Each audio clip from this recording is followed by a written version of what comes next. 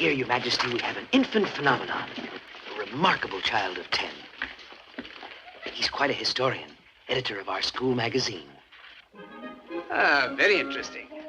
This, Your Majesty, is Rupert, our young editor. How do you do, Rupert? How do you do? Sit down. And what's that you're reading? Karl Marx. Surely you're not a communist. Do I have to be a communist to read Karl Marx? Rupert!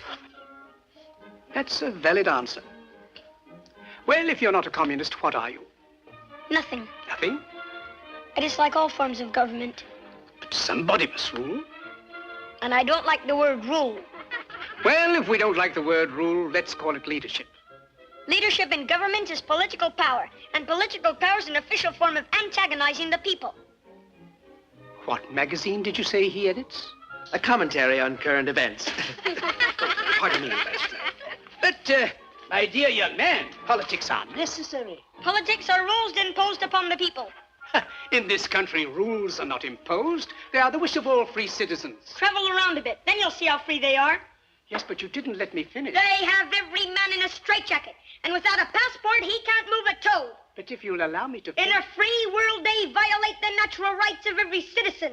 But you don't let me fully... They have become the weapons of political despots. Yes, but may And if you don't think as they think, you're deprived of your passport. Will you allow me To leave a country is like breaking out of jail. Yes, and but... to enter a country is like going through the eye of a needle. But Am I free to travel? Of course you're free to travel.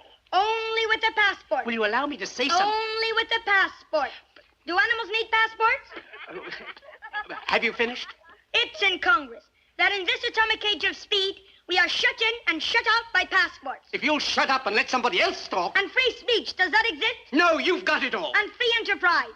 We were talking of passports. Today, it's all monopoly. All right.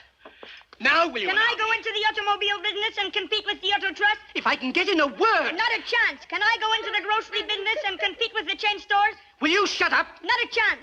Monopoly is the menace of free enterprise. As I look back 60 years ago... Where were you 60 years ago?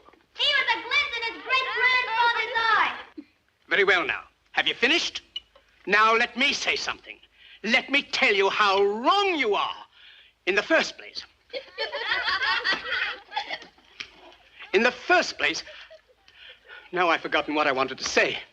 And the atomic bomb. Ah. It's a crime that when the world cries for atomic energy, Bravo. You want to make atomic bombs. Me?